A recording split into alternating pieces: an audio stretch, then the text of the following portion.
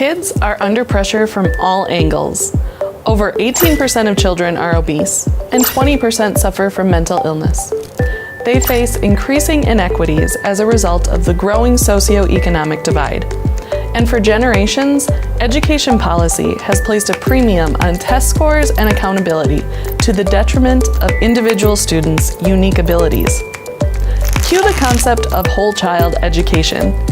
It's a term used to represent the necessary evolution of our school systems beyond a traditional academic focus. This approach nurtures several facets of child development, starting with health, both physical and mental. On the physical front, schools have embraced strategies to promote wellness, especially by improving K-12 food service.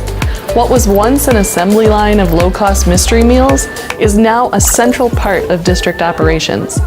From full-service breakfast to healthy, locally sourced lunch line options, food has become much more than an afterthought. Some innovative districts have even found ways to feed students after school and during summer. Why? Because well-nourished bodies translate to active minds. But wellness is just the beginning. Many districts have instituted comprehensive frameworks to support whole child education, including 3 popular methodologies. Positive Behavioral Interventions and Supports, or PBIS, emphasizes encouragement and positive behavior over punitive reactions.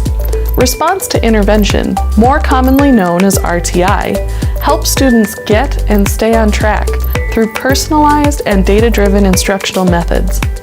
Multi-tiered systems of supports, or MTSS, often incorporates both RTI and behavioral interventions, including those related to attendance. Now, keep in mind these terms may be used interchangeably depending on where you are.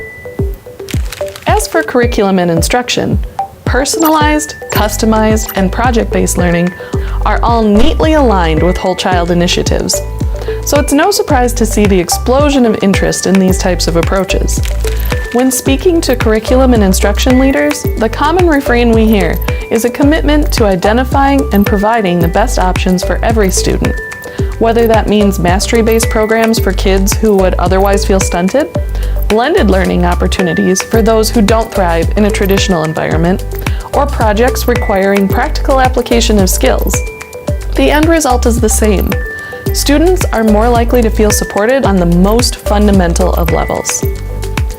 As you might have guessed, whole child learning works best when families are invested too. That's why it's so alarming to see the results of a recent Gallup poll, which shows just 20% of parents were fully engaged with their child's school. I won't go into too much detail here, but I will happily direct you to skyward.com/parent-engagement, an epic library of research, resources, and success stories from school districts on the topic of parent engagement. The final familiar component to our exploration of whole child learning might be the easiest to overlook. Simply put, it's the duty of the school system to provide a challenging academic environment. Take all the most common buzzwords of the past decade, think rigor, standards, and agency, and blend them together with the understanding that the whole child is only served when that child is adequately prepared for what comes next. High school graduation cannot be the ultimate goal of K-12 education. And that, my friends, is what whole child education is all about. It's a monumental ideal for schools to work towards, knowing there's only so much time in the day and only so much funding on the way. Your challenge is to figure out how to make it all work despite the obstacles. How are you doing so far? Are your students able to shine? Are you doing right by the whole child? Thanks for joining us. Stay tuned for more from the intersection of technology, culture, and leadership.